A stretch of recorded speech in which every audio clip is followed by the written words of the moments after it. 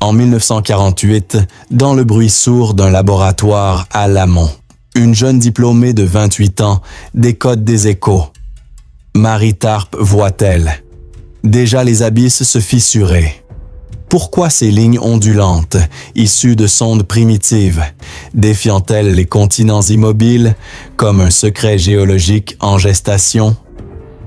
Envisionnez-vous, chers lecteurs, traversant les couloirs bétonnés du Lamont Geological Observatory, Palisade, New York, en ce printemps frisquet de 1948, où l'air vibre d'une humidité salée, imprégné de l'odeur âcre des encreurs mécaniques et de celle terreuse des cartes géologiques empilées sur des étagères métalliques rouillées par l'humidité persistante des rives de l'Hudson. Les cloches lointaines de l'église presbytérienne de Pierremont, tintant mollement, un appel matinal sous un ciel voilé de nuages bas qui s'étirent comme des voiles de brume marine, évoquant les premiers mystères des océans inexplorés que Tarp allait bientôt sonder avec une précision qui défierait les certitudes établies.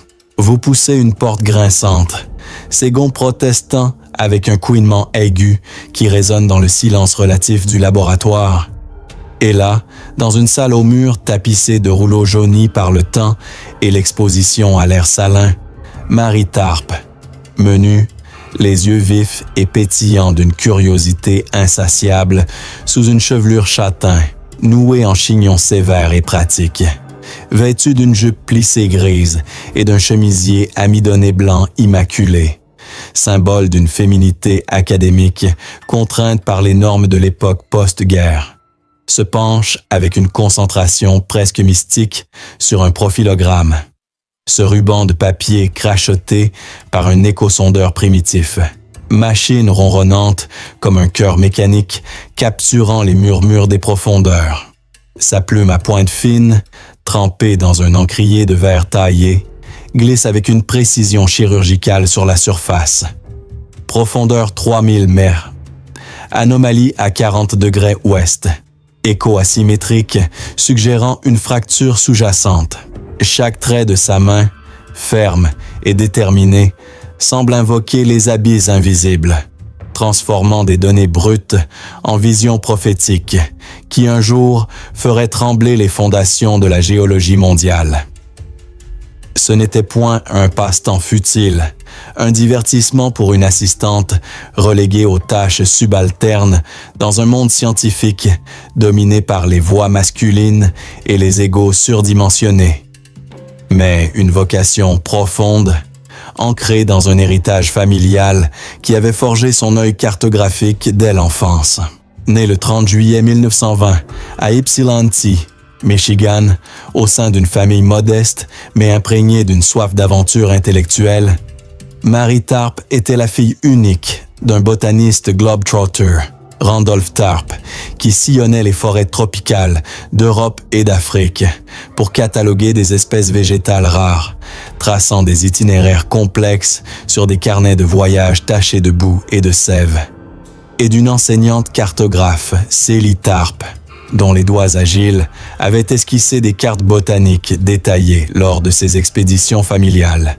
Cartes qui n'étaient pas de simples illustrations, mais des récits visuels de mondes cachés, où chaque ligne courbe évoquait un secret organique, un pouls végétal pulsant sous la surface luxuriante.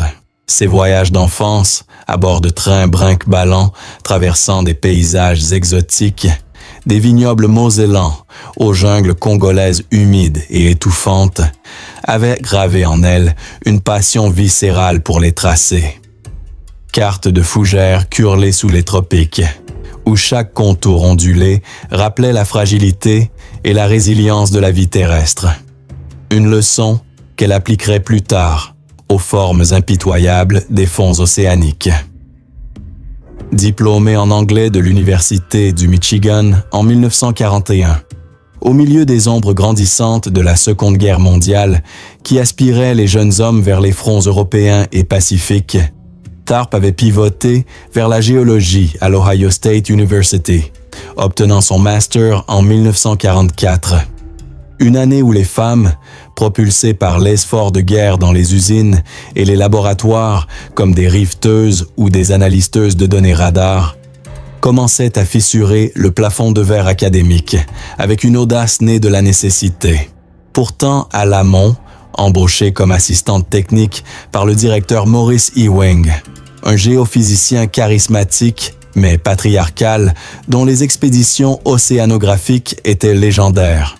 Traversée périlleuse sur l'Atlantis où il avait collecté les premiers sédiments abyssaux. Elle se heurtait à des barrières invisibles, mais impénétrables. Les dames restent à quai, les mers sont trop rudes pour des mains délicates. Lui avait-on seriné lors de son entretien? Un mélange condescendant de protection et de discrimination qui la reléguait aux analyses terrestres des données collectées par les navires comme l'Atlantis ou le Vema. Ces géants des mers, lancés par l'Office of Naval Research pour cartographier les fonds dans le cadre de la guerre froide naissante, où chaque écho sonar pouvait trahir une base sous-marine ennemie. Ces notes personnelles, conservées aujourd'hui dans les archives poussiéreuses de la Library of Congress, division des cartes, trahissent une excitation fiévreuse, presque alchimique. Les échos ne mentent pas. Ils chantent les secrets du fond, des harmonies discordantes de roches fracturées et de sédiments accumulés sur des millénaires, comme une symphonie enfouie attendant d'être exhumée. L'odeur d'huile de machine, piquante et industrielle, flottait dans l'air confiné du laboratoire, tandis que les aiguilles des oscilloscopes dansaient comme des vagues folles sur des écrans verts luminescents, capturant les retours sonores des abysses qui, pour TARP, n'étaient pas de simples trous noirs sur les cartes, mais des veines vivantes d'une terre en perpétuel mouvement. Un organisme géant dont elle devenait l'oreille attentive. À 28 ans, isolée par le machisme ambiant qui confinait les femmes au rôle de calculatrices humaines ou de secrétaires zélées, faites les additions, pas les théories, lui lançait-on lors des réunions hebdomadaires.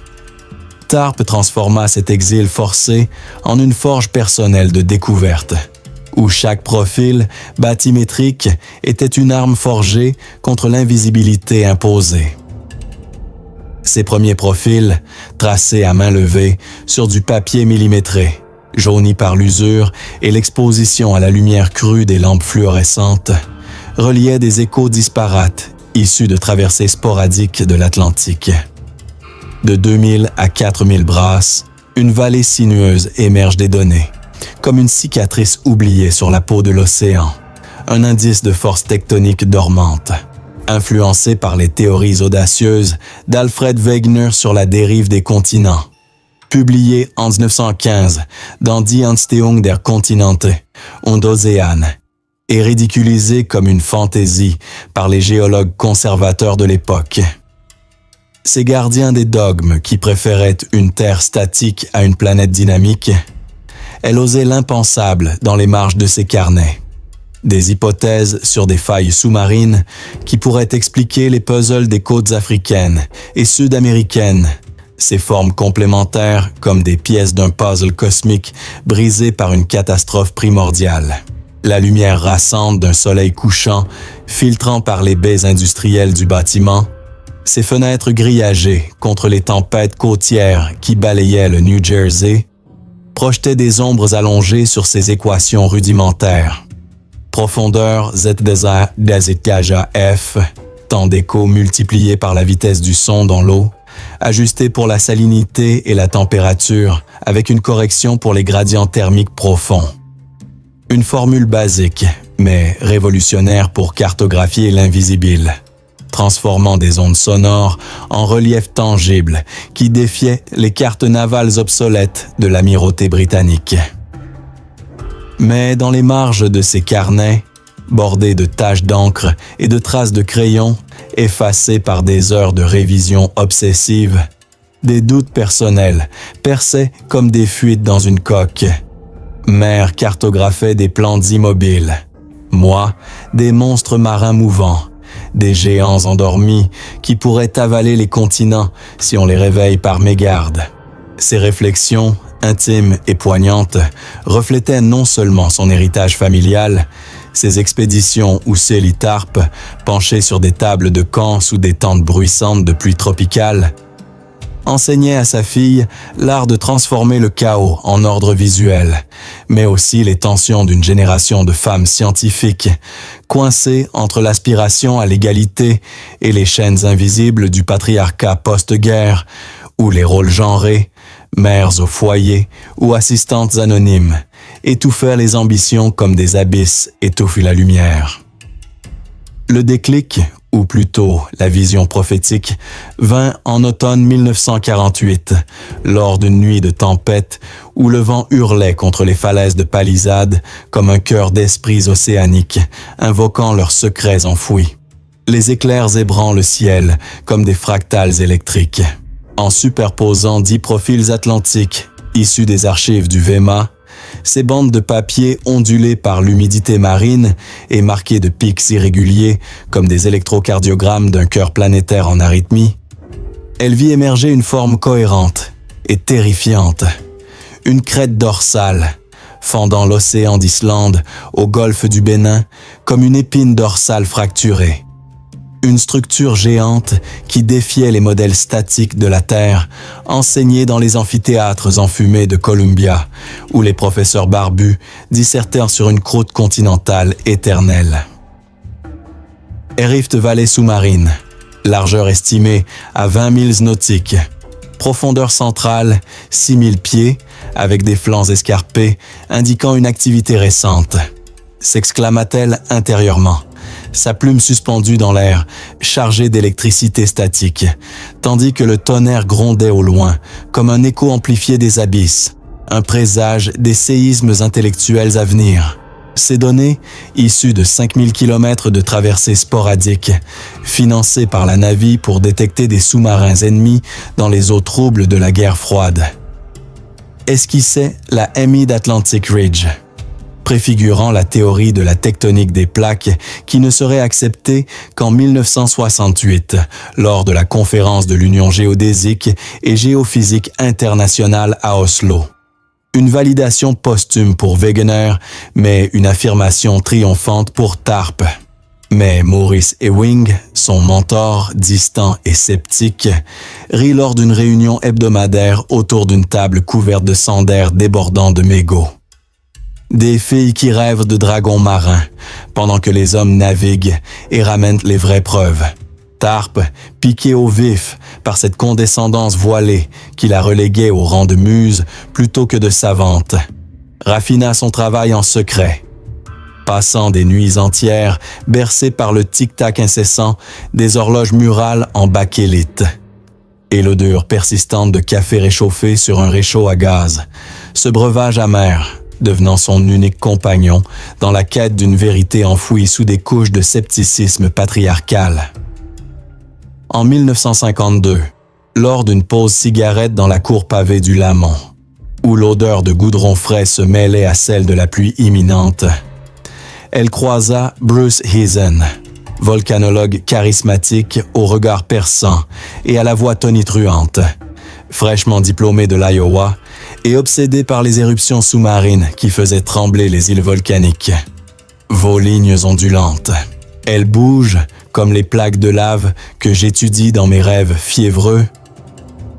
Leur alliance naquit là, tendue par l'ambition masculine de Heasen qui voyait en Tarp une exécutante talentueuse plutôt qu'une égale visionnaire, mais fructueuse dans sa complémentarité, sa précision cartographique fusionnant avec sa fougue théorique pour forger des cartes qui bientôt redessineraient le monde. Pourtant, une ombre planait déjà sur cette collaboration naissante, une ombre plus dense que les abysses qu'elle sondait, forgée par les paranoïas de l'époque. La guerre froide, avec ses soupçons sécuritaires omniprésents, accentuait les financements pour l'océanographie appliquée. L'océan cache des missiles soviétiques, des bases sous-marines, fantômes, prêtes à surgir, murmurait-on lors des briefings classifiés dans des salles aux rideaux occultants de velours épais où l'odeur de tabac froid et de papier carbone planait comme un voile de suspicion éternelle. Tarp, pacifiste dans l'âme, élevé dans les valeurs quakers de sa mère. Ce lit qui lui avait appris à tracer des cartes comme des prières silencieuses pour la paix, noircissait les pages de ses carnets personnels de réflexions amères et philosophiques. La terre se fissure sous nos yeux. Pas pour la guerre et ses abominations destructrices, mais pour renaître, pour rappeler à l'humanité sa fragilité commune face au cosmos impitoyable et aux forces tectoniques qui nous dépassent. Ces mots, tracés d'une main tremblante, après une journée de 14 heures courbée sur des données sonars crépitantes, révélaient non seulement sa profondeur philosophique, une fusion de science et de spiritualité héritée des prairies du Michigan, mais aussi la résilience d'une femme qui, dans un monde où les prix Nobel allaient encore exclusivement aux hommes, comme Vincent Duvigneau en 1955 pour la synthèse de l'ocytocine, forçait les portes des abysses par la seule force de son intellect aiguisé. Ses dîners solitaires, dans un petit appartement modeste aux murs tapissés de cartes maritimes, jaunis par le soleil couchant, se composaient de sandwichs au jambon fade et de fromage américain sec, avalés devant une fenêtre donnant sur l'Hudson tumultueux, ses eaux sombres reflétant les lumières tremblantes de Manhattan comme un miroir brisé des ambitions inachevées et des rêves différés. Envisionnez-vous maintenant dans les ateliers bruyants de Lamont, où le vent côtier porte l'écho distant des grues du port de New York, chargeant des cargaisons pour l'Europe, en reconstruction post-Hiroshima. Tarp rentrant chez elle au crépuscule, un rouleau de papier craft sous le bras, serré contre sa poitrine comme un trésor volé au dieu des mers. Sa logeuse âgée, Madame Kowalski, une immigrante polonaise aux mains calleuses, l'attendant avec un thé infusé aux herbes sauvages cueillies dans les bois environnants, un breuvage chaud et réconfortant qui apaise les crampes de ses doigts, engourdis par l'encre et le froid persistant des nuits d'automne. Mais son esprit, loin du repos mérité et des fatigues corporelles, vogue déjà vers les horizons inexplorés de l'Atlantique, où des secrets géologiques attendent d'être exhumés, avec une précision qui défiera les dogmes établis et révélera la Terre non comme un globe figé dans l'éternité, mais comme un organisme vivant, en perpétuelle gestation sous nos pieds. Car au-delà des lignes qu'elle trace avec une patience infinie, Tarp sent poindre une révolution. Un tremblement de terre intellectuel dont les répliques se propageront bien au-delà des laboratoires de confinés de Palisade, fissurant non seulement les plaques tectoniques, mais aussi les barrières genrées d'un monde scientifique encore en gestation. Mais un collaborateur ambitieux émerge des ombres, et un rift se révèle dans l'obscurité des données, annonçant une alliance fragile et un feu sous-marin prêt à jaillir. En 1957, sous la lumière crue d'un bureau à Palisade, une carte s'éborborne, Marie Tarp trace un rift qui déchire l'océan. Isen le volera-t-il pour la gloire? Ou cette vallée enfouie portera-t-elle les stigmates d'une collaboration fracturée dès sa naissance, comme une faille tectonique à l'aube de son éruption? Envisionnez-vous piégé dans les entrailles renforcées du Lamont Geological Observatory, cet été étouffant de 1957, où la chaleur du New Jersey semble suinter des murs de béton armés comme une sueur géologique, où l'odeur âpre des solvants graphiques, ces produits chimiques âcres utilisés pour fixer les encres sur le papier pelure, se font imperceptiblement à sel, salines et persistantes, des échantillons de sédiments rapportés à grand-peine du Vema, ce navire océanographique qui, tel un chasseur infatigable, sillonne les mers pour capter les murmures des abysses avec une voracité presque prédatrice. Les plafonds bas, en tôle ondulée, galvanisée qui grince sous l'expansion thermique diurne, suintent l'humidité résiduelle des orages atlantiques récents. Ces trombes d'eau qui martèlent les falaises de Palisade comme des avertissements divins contre l'hubris humaine. Et les ventilateurs de plafond, Ces pales paresseuses en métal, ternies par la rouille saline, ronronnent comme des moteurs essoufflés, chassant vainement la chaleur oppressante qui colle les chemises au dos des chercheurs épuisés par des journées de 16 heures. Dehors, les pins robustes du New Jersey ploient sous une brise lourde et chargée d'iode. Un murmure de feuilles persistantes, comme des vagues lointaines, se brisant sur des rivages imaginaires, évoquant les horizons infinis que Tharp et son équipe sondent sans relâche, transformant le bruit blanc des océans en symphonie cartographique. Vous franchissez un seuil métallique renforcé, sa poignée froide et rouillée, protestant avec un cliquetis sec qui résonne comme un écho sonore. Et découvrez Marie Tharp. 37 ans, ses traits affinés et creusés par les veilles interminables qui ont gravé des rides de concentration autour de ses yeux gris-vert, sous une chevelure châtain, striée de mèches grises précoces comme des veines de quartz dans une roche métamorphique. Vêtue d'un pantalon de travail, kaki taché d'encre indélébile, et d'une chemise en coton ample, aux manches retroussées jusqu'au coude, révélant des avant-bras musclés par des heures de tracé manuel. Penché avec une intensité presque possessive sur une table, à dessiner, massive en bois de chêne massif, entouré de Bruce Heazen, ce volcanologue charismatique au physique athlétique et buriné par les expéditions en mer, cigare cubain aux lèvres fumantes, dont la braise rougeoyante illumine sporadiquement son visage anguleux, marqué par une barbe naissante et un regard fiévreux. Dans leur carnet partagé, un volume relié en cuir craquelé, rempli de pages noircies par des annotations hâtives et des schémas superposés, leurs plumes alternant entre la sienne fine et élégante, comme un scalpel chirurgical, et la sienne plus lourde et pressée, comme un marteau de géologue. Dansent en un duo improbable mais fertile. Vallée centrale de la dorsale, 2000 km de profondeur estimée. Signature sismique indiquant magma en fusion à faible profondeur. Température crustale anormale, avec gradient de 30 degrés à coup de pas l'air.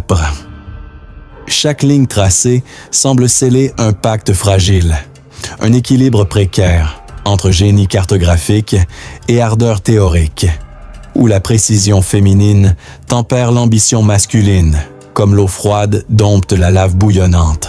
Ce n'était pas une rêverie oisive, un caprice intellectuel dans les marges d'un système académique encore arc-bouté sur les théories statiques de la Terre fixe héritées du 19e siècle, avec ses géologues victoriennes comme Charles Lyell, mais une quête méthodique et obsessionnelle qui, depuis 1952, voyait Tharp et Heazen, ce duo improbable forgé dans le creuset des frustrations partagées, elle, l'assistante reléguée aux ombres du laboratoire où les hommes prenaient le soleil des expéditions. Lui, le jeune chercheur ambitieux assoiffé de reconnaissance comme un volcan en éruption, décrypter méthodiquement plus de 200 000 kilomètres de profils sonars accumulés au fil des traversées du Vema et du Conrad. Ces navires qui, lancés par la Columbia University sous l'égide du Lamont, transformaient les océans en laboratoires mouvants, où chaque mille nautique sondé révélait un fragment du puzzle tectonique. Influencé par les éruptions spectaculaires de l'Hekla en Islande en 1947, ces paroxysmes volcaniques qui avaient craché des fontaines de lave rougeoyantes, visibles à des centaines de kilomètres, projetant des cendres sur l'Europe entière et rappelant la furie latente de la croûte terrestre comme un rappel brutal de l'instabilité planétaire. Il soupçonnait un volcanisme sous-marin symétrique, un POLS inné battant au cœur des abysses avec une régularité presque horlogère. Les équations de Tharp, basiques mais visionnaires dans leur simplicité, courbure de la dorsale, C, Darja, F, profondeur relative, distance latitudinale, ajustée pour les variations de densité sédimentaire et les anomalies gravimétriques, reliait avec une élégance mathématique les échos sonars disparates à une topographie cohérente, reliant des points épars comme des constellations enfouies sous des voiles d'obscurité océanique. L'odeur de caoutchouc, brûlé des gommes à effacer, ces reliques d'une ère pré-numérique où chaque erreur se payait en sueur et en nuit blanche, emplissaient l'air confiné, tandis que les crayons graphite grattaient rythmiquement la surface du papier, traçant une faille sinueuse qui s'étirait de l'Islande verdoyante. Ce bastion volcanique où les plaques eurasiennes et nord-américaines se séparent dans un lent divorce millénaire, accompagné de geysers et de sources chaudes, jusqu'au cap de Bonne-Espérance, où les eaux tumultueuses de l'Atlantique et de l'Indien se heurtent en un chaos tourbillonnant de courants et de brumes éternelles. C'est une cicatrice vivante. La Terre respire par ses veines de feu, exhalant sa lave comme un poumon cosmique en expansion perpétuelle. Note à Tarp, le 15 juillet 1957, dans une entrée fiévreuse de son journal personnel, sous un croquis précis de la Rift Valley, large d'une trentaine de kilomètres et profonde de 2000 mètres. Une structure qui, une fois révélée, allait ébranler les fondations mêmes de la géologie conventionnelle, comme un séisme de magnitude 9 sur l'échelle de Richter. Leur révélation, explosive et inéluctable, frappa comme un séisme de magnitude 7 sur l'échelle Richter, secouant les certitudes ancrées des pairs qui, dans les couloirs feutrés des universités Ivy League comme Harvard ou Yale, préféraient encore les modèles d'une Terre statique, inchangée depuis la création biblique, ou les ères glaciaires quaternaires, rejetant toute idée de mouvement crustal comme une hérésie darwinienne prolongée.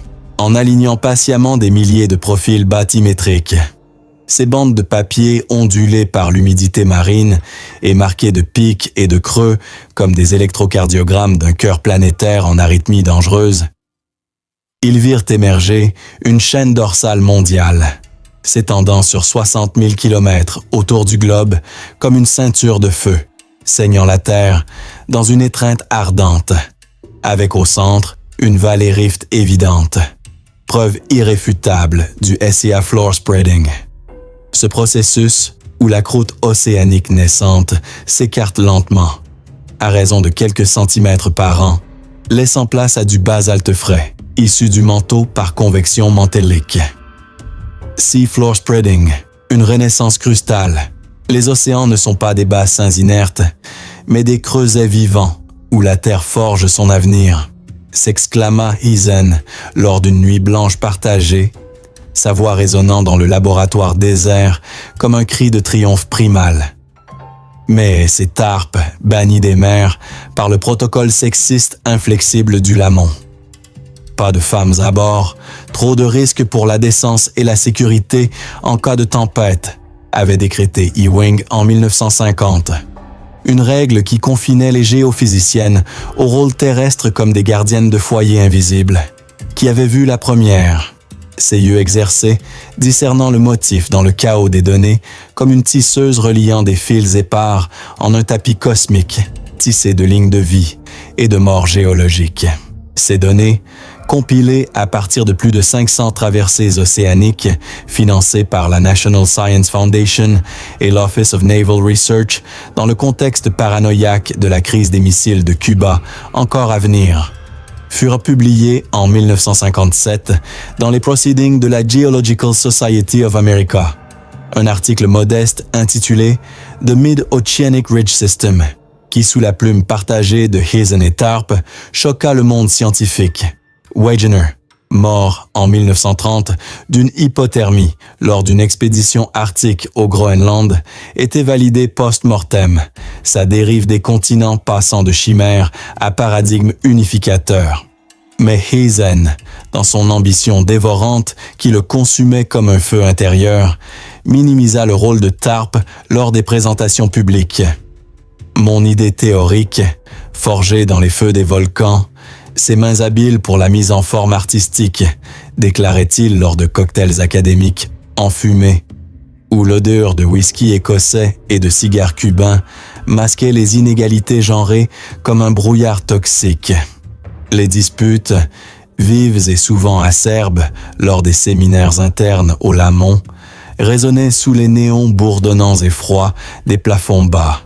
L'odeur persistante de poussière de gomme à effacer planant comme un voile de frustration contenue et de rivalité larvée.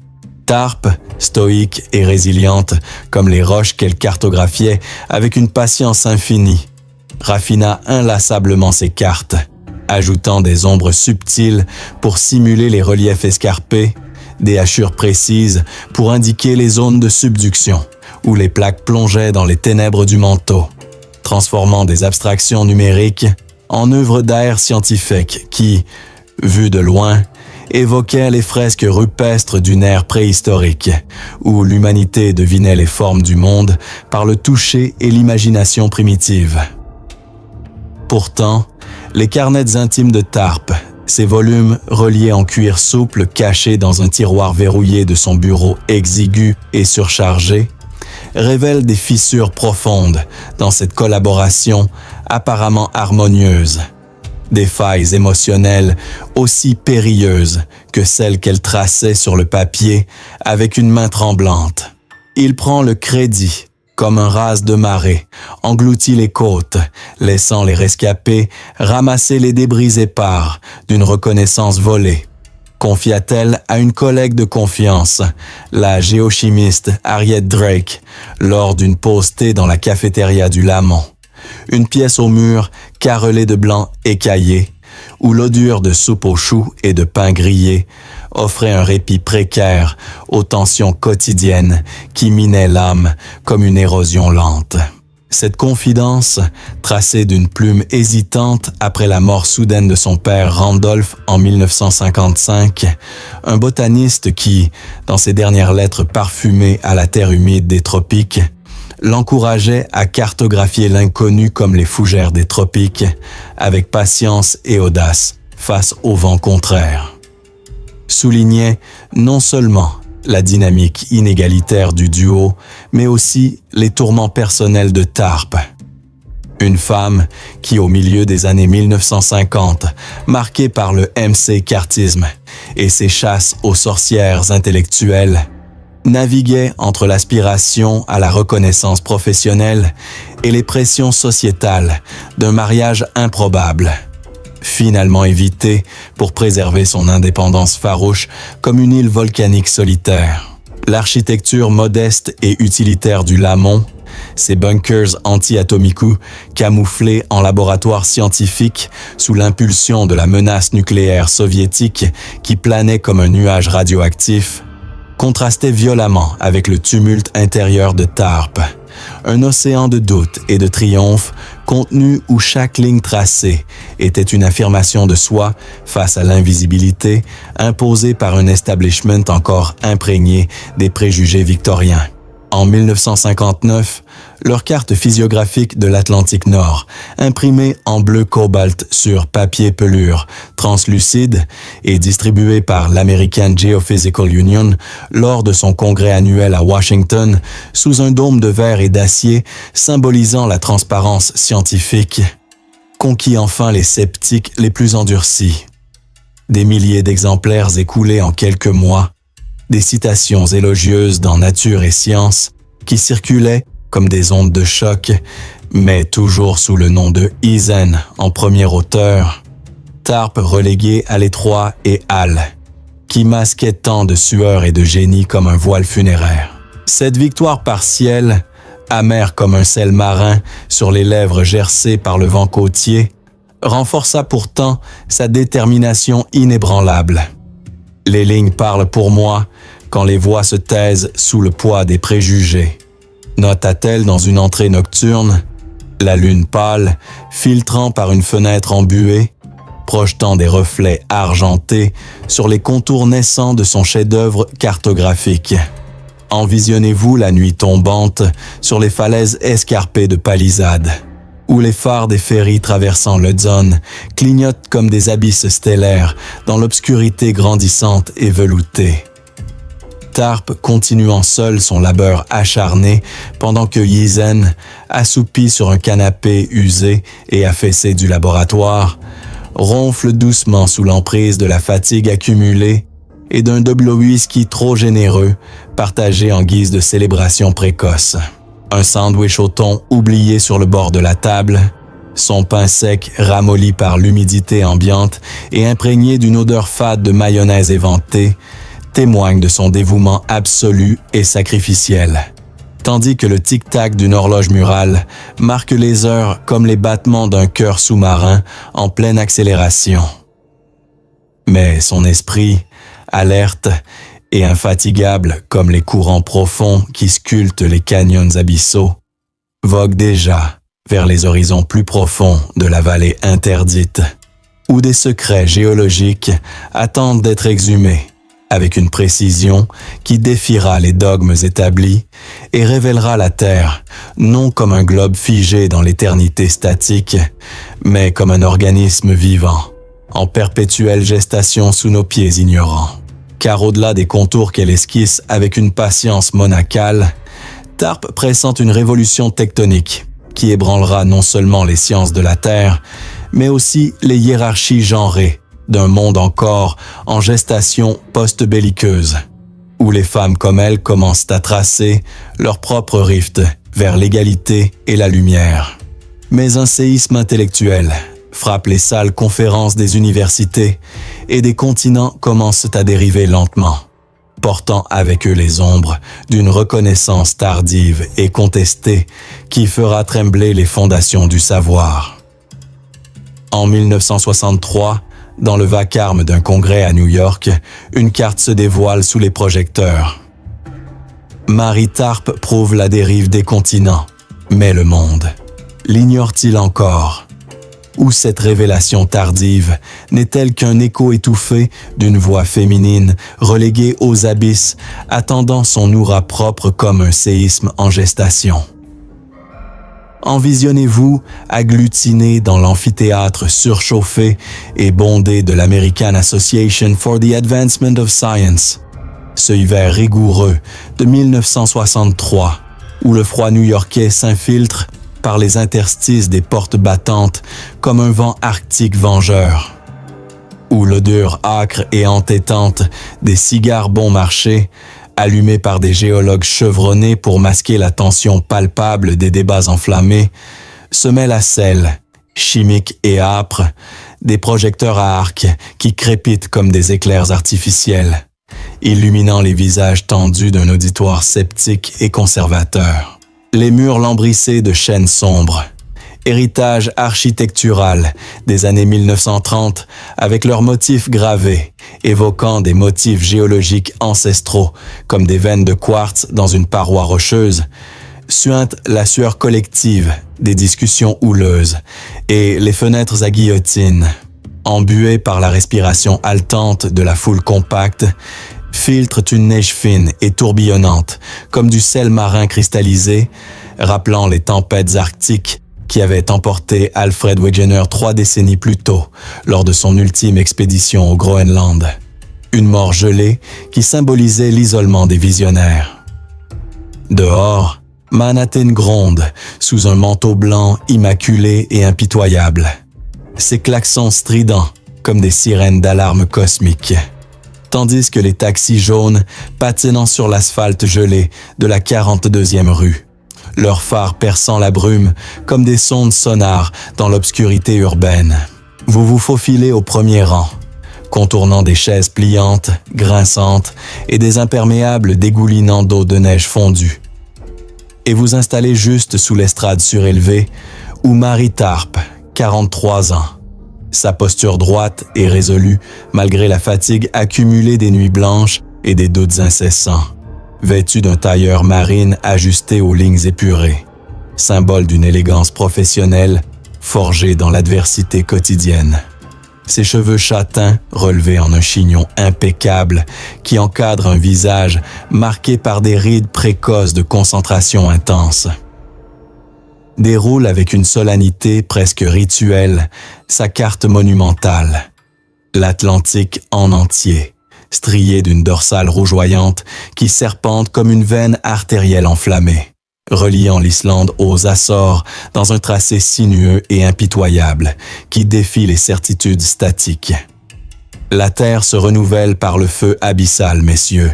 Vos continents ne sont pas figés, mais nomades, dérivant sur des plaques mouvantes comme des îles errantes dans un océan de manteaux convectifs, proclame-t-elle d'une voix claire et assurée, légèrement amplifiée par un micro rudimentaire qui grésille comme un écho sonore.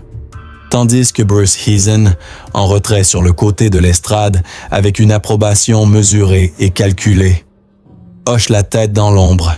Son costume 3 pièces gris, perle contrastant avec la simplicité austère de Tarpe comme un voile de vanité sur la vérité nue.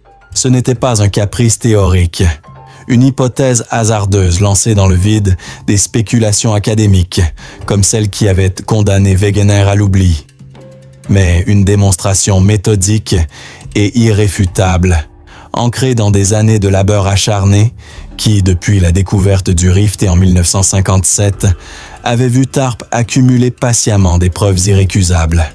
Les anomalies d'aimantation magnétique inversées le long de la dorsale médio-océanique.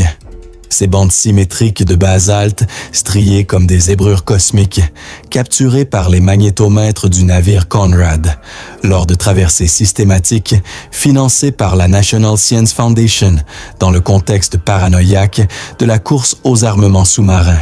Ces calculs, précis et élégants dans leur simplicité, mathématiques implacables, vitesse de spreading, de distance entre bandes, deux résiduages géologiques estimés avec une constante d'environ 2 à 5 cm par an, ajustée pour les variations isostatiques, validèrent les modèles émergents de Harry S. et Robert Dietz, ces géologues visionnaires qui, en 1962, avaient théorisé le sea floor spreading comme un tapis roulant crustal où les océans les plus jeunes, au centre des ridges, s'écartent pour faire place à du manteau frais remonté par convection mantélique. Un processus cyclique qui recycle la croûte comme un alchimiste cosmique. Influencé par les premiers forages du Mont Holly Project, ce programme ambitieux lancé par l'American Miscellaneous Society pour percer la croûte océanique au large de Hawaï avec un budget de 50 millions de dollars. Un rêve technocratique qui capota en 1966 pour des raisons budgétaires, mais inspira des générations. Tarpe liait avec une cohérence magistrale le basalte fraise et magnétisé au continent dérivant, reliant les profils bathymétriques à des données sismiques qui montraient des zones de subduction où les plaques océaniques plongeaient dans le manteau, comme des tombes englouties, disparaissant dans un tourbillon de friction et de fusion partielle. L'odeur de papier chaud et craquant des duplicata distribués aux participants, ces feuilles minces et fragiles, imprimées à la miméographe, encore humides d'encre violette et portant l'empreinte digitale des machines ronronnantes, emplissaient la salle, tandis que son pointeur laser, une nouveauté technologique importée des laboratoires Bell et crachotant des photons rouges, soulignait avec une précision chirurgicale la faille centrale. Wegener avait raison dans ses intuitions audacieuses. Osez voir, au-delà des préjugés, messieurs, et contempler la danse des plaques, un ballet mortel où l'Amérique s'éloigne de l'Europe à la vitesse d'un ongle qui pousse. Nota-t-elle dans un brouillon froissé, retrouvé plus tard dans ses archives personnelles. Esquisse hâtive de plaques tectoniques naissantes, avec des flèches indiquant des mouvements divergents et convergents, comme les chorégraphies d'un ballet planétaire dirigé par des forces invisibles. Le choc, ou plutôt la tempête intellectuelle qui s'ensuivit comme un cyclone tropical, éclata lors de la session de questions. Un ouragan verbal où les sceptiques, ces gardiens autoproclamés des dogmes géologiques figés comme des fossiles dans l'ombre, comme le professeur Paul Menard de la Scripps Institution of Oceanography, raillèrent avec une condescendance paternaliste et venimeuse. Des lignes jolies tracées par une main féminine. Mais où sont les preuves empiriques solides? C'est du girl talk, pas de la science dure forgée dans les forges des expéditions masculines. Ces mots, lancés d'une voix nasillarde, amplifiés par le micro de la salle comme un coup de tonnerre, résonnèrent comme un couperet dans le silence tendu, provoquant un murmure étouffé dans l'auditoire. Un bruissement de papier au froissé et de chaises raclant le sol qui trahissait l'embarras collectif face à cette vulgarité déguisée en érudition. Tarp, impassible en surface mais bouillonnante intérieurement comme un rift, en ébullition prêt à cracher sa lave, riposta par des faits implacables et accablants. 10 000 profils alignés avec une précision millimétrique, des anomalies magnétiques symétriques confirmées par Vine et Matthews en 1963 avec leur modèle de Stripe, et des vitesses de dérive mesurables à 5 cm/cloison pour l'Amérique du Sud par rapport à l'Afrique. Regardez la carte, elle ne ment pas, elle hurle la vérité. Sa voix, ferme et modulée comme une onde sonore traversant les couches océaniques, coupa court aux ricanements étouffés, forçant même Menard à un silence boudeur et rougeau, tandis que la presse, représentée par un journaliste du New York Times aux lunettes rondes et aux bloc-notes graisseux de sueur, prenait frénétiquement des notes sous les projecteurs chauds, titrant le lendemain en une « Continent en marche, une femme cartographe réveille la géologie dormante depuis Vigenor ». Mais malgré cette couverture médiatique naissante et prometteuse, le crédit revint majoritairement à Giesen lors des interviews subséquentes dans les couloirs feutrés et enfumés. Tarp, reléguée à l'arrière-plan comme une assistante zélée plutôt qu'une architecte visionnaire. Un pattern récurrent dans les annales de la science genrée où les contributions féminines, comme celle de Rosalind Franklin pour la structure de l'ADN en 1953, étaient effacées par les récits masculins dominants et autoproclamés. Ces nuits suivantes, agitées par le ronronnement hypnotique des calculateurs IBM 704, fraîchement installés au sous-sol du Lamont avec leurs bandes magnétiques bourdonnantes, exhalaient une solitude poignante. Un thé à la menthe poivrée, infusé dans une tasse ébréchée, hérité de sa mère, vue sur l'East River gelé, où les icebergs fluviaux dérivaient comme des mini-continents nomades, miroir de ses propres luttes intérieures contre l'oubli imposé.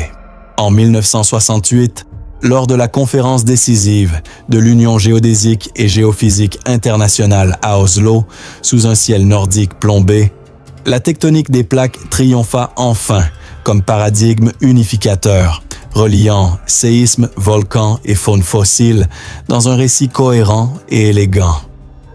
Tarp y fut cité en passant, dans une note de bas de page obscure et fugace. Son rôle pionnier encore voilé par les ombres persistantes du machisme académique, comme un trésor enfoui sous des sédiments millénaires.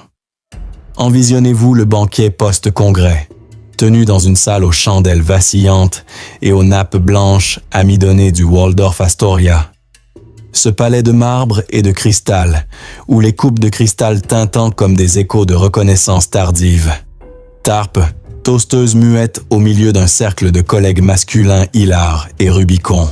Rêve en silence de fonds océaniques inexplorés. Ses doigts pianotant sur la nappe damassée comme sur une carte invisible attendant d'être révélée. Un verre de vin rouge, amer comme les injustices accumulées au fil des ans, repose intact devant elle, tandis que les rires fusent sur les théories de Wegener validées post-mortem, un triomphe amer pour les oublier. Mais son esprit, alerte et visionnaire comme un sonar perçant les ténèbres, perçoit déjà les répliques S de cette révolution. Des continents qui dérivent, non seulement sur la carte, mais dans l'imaginaire collectif, forçant l'humanité à repenser sa place fragile sur une terre dynamique et impitoyable, où chaque fissure est une leçon d'humilité.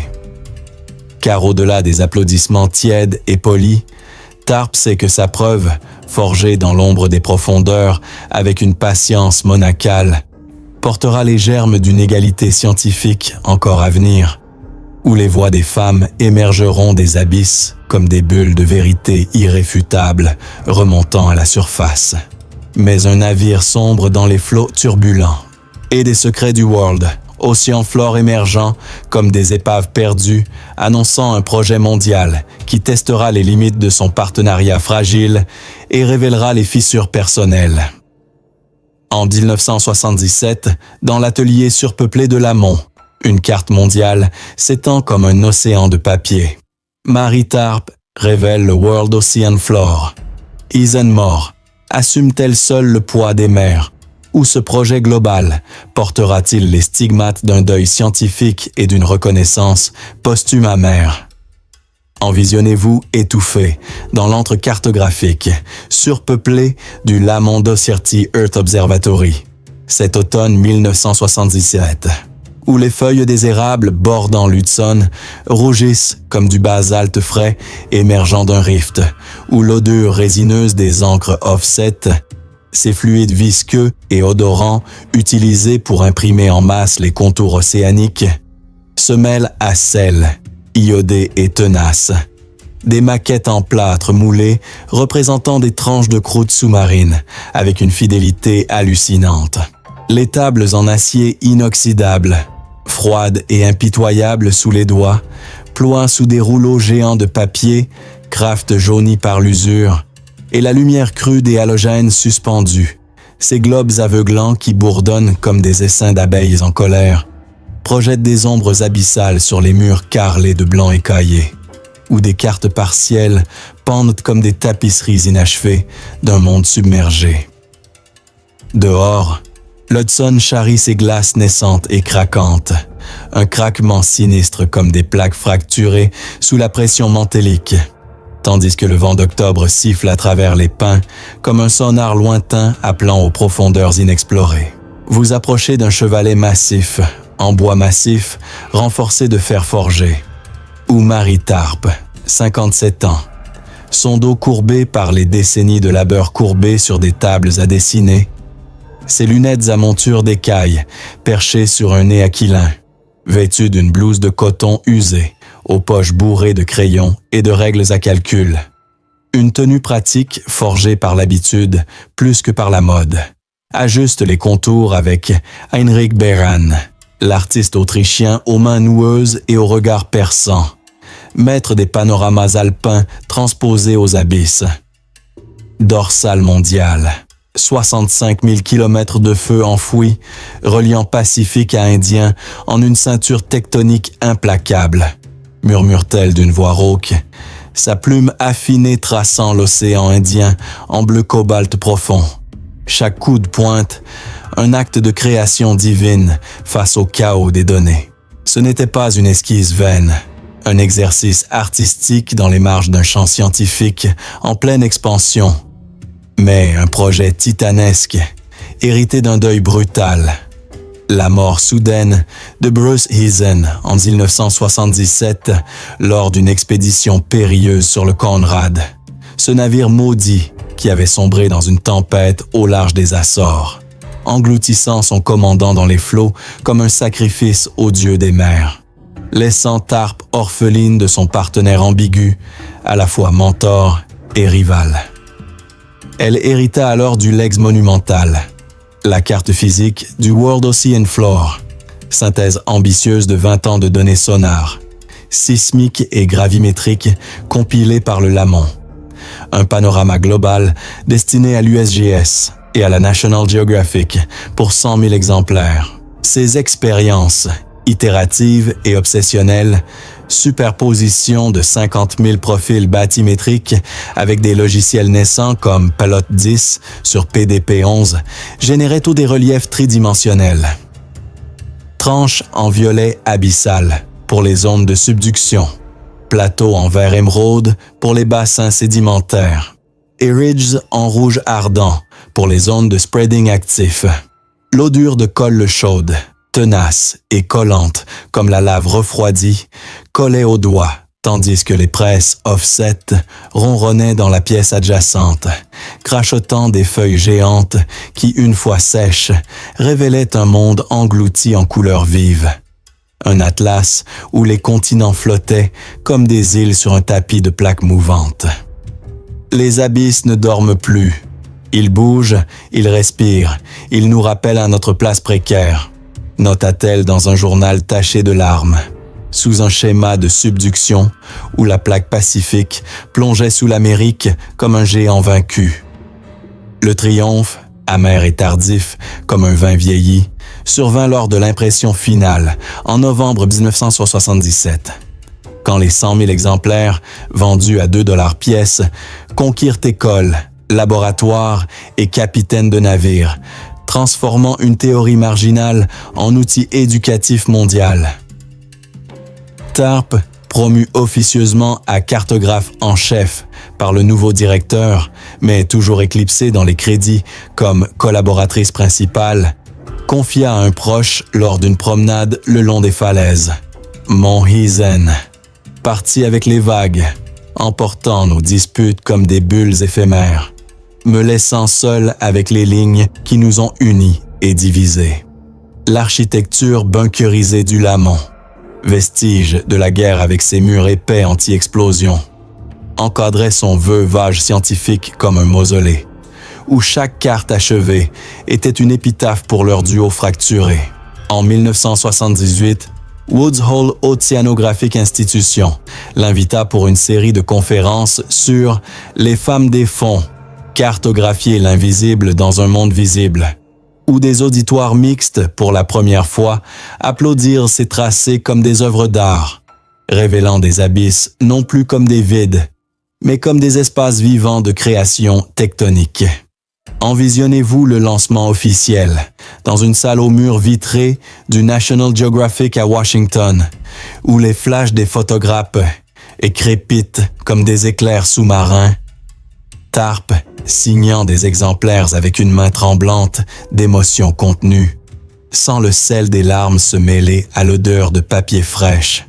Un mélange salin qui évoque les mers qu'elle n'a jamais naviguées, mais qu'elle a conquises par l'esprit.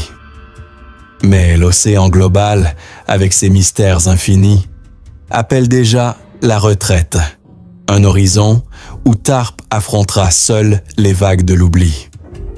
Mais une retraite s'annonce comme un calme avant la tempête, et des cartes posthumes, résurgant des archives, prêtes à révéler un legs personnel plus profond que les abysses. En 1983, dans le silence d'un atelier domestique à Soutniac, une retraitée de 63 ans reprend ses lignes. Marie TARP expérimente, tel un dernier rift personnel où cette solitude forgée dans l'ombre portera-t-elle les fruits d'un legs autonome et inédit. Envisionnez-vous, niché dans le grenier, reconverti d'une maison victorienne à South Nyack, cet hiver 1983, où le froid du Hudson s'infiltre par les fissures des planchers en bois craquant, où l'odeur boisée du pin ciré, vestige d'un polissage hebdomadaire rituel, se mêle à sel, minéral et subtil, des tubes de couleurs séchées, alignés sur des étagères branlantes comme des reliques d'expéditions passées. Les plafonds mansardés, ornés de moulures fanées par les ans et la poussière accumulée, filtrent une lumière grise par des lucarnes givrées qui crissent sous le gel. Et le vent du Tappanzee siffle comme un sonar lointain, portant l'écho des barges fantômes sur le fleuve gelé. Dehors, les feuilles d'érable rougissent encore, faiblement. Un craquement sous les pas rares des voisins, évoquant des plaques tectoniques en mouvement lent. Vous montez l'escalier étroit en spirale, ses marches gémissant sous le poids comme un avertissement. Et trouvez Marie TARP, silhouette affinée par l'âge et les arthrites aux articulations, lunettes à monture d'écaille perchées sur un ébusquet, en cardigan tricoté, mains aux motifs marins évocateurs de vagues stylisées, étalant des profils oubliés sur une table pliante, couverte d'une toile cirée jaunie, reliant Rift Pacific à données récentes du Seabeam, avec une précision qui défie les ans. Raffinement. Pour l'éternité, ces lignes doivent survivre aux oublis, griffonne-t-elle dans un journal relié en cuir souple, sa plume fine traçant des corrections comme des cicatrices sur une peau terrestre. Ce n'était pas une pause méritée, un retrait paisible dans les bras d'une retraite bien gagnée après des décennies de labeur invisible, mais une nouvelle forge, plus intime et autonome. TARP & Associates, entreprise lancée en 1983 pour distribuer ses cartes et mener des expériences privées. Révision de bathymétrie avec les logiciels naissants comme GMT sur un Macintosh 512K. Ces machines bourdonnantes qui révolutionnaient le tracé numérique. Influencé par les forages du Glomar Challenger, ce navire qui avait percé les océans pour dater les basaltes à 180 millions d'années, elle intégra des données ODP, spreading variable, indice scintillant selon les ridges, avec des anomalies arjointes de Foka. L'odeur d'encre laser, nouvelle et piquante comme un ozone électrique, piquait l'air confiné, tandis que l'imprimante Apple Clickutate crachotant des prototypes pour universités affamées de relief océanique. Ses écrits sur Gizen, pour le journal Océanographie en 1987, humanisèrent le duo. Il volait les navires comme un pirate des mers. Moi, les abysses avec une patience de moine copiste. Ces pages, noircies de souvenirs doux amers, révélaient une amitié fracturée, mais fondatrice, où la perte de 1977 avait libéré TARP pour une création pure. La révélation, intime et libératrice, émergea en 1986, lors de ses cours à l'Université de Rhode Island, où des étudiants, émerveillés par des diapositives projetées en arc-en-ciel sur écran tendu, recopièrent ces lignes comme des apprentis alchimistes, les femmes cartographiant l'invisible, transformant le vide en vérité palpable, enseignait-elle, sa voix chevrotante, portant le poids des ans, mais aussi la force d'une vague montante, sous des diapositives où le rift atlantique serpentait comme un dragon endormi. Mais la solitude rongeait, arthrite aux doigts qui gonflaient comme des nodules sédimentaires, écho du machisme persistant dans les couloirs des conférences où les prix allaient encore aux hommes.